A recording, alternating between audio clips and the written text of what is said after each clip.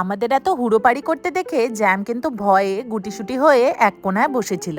ওমনা মনে মনে প্রে করছিল যে এবার থাম তোরা, অনেক হয়েছে। সবাই কিন্তু হেভি ক্লান্ত হয়ে পড়েছিল তখন, তবুও জানি ওই জায়গাটা ছেড়ে যেতে ইচ্ছেই করছিল না। আর এই সময় কিন্তু মোটামুটি সবাই নেমে পড়েছিল ডান্স ফিল্ডে।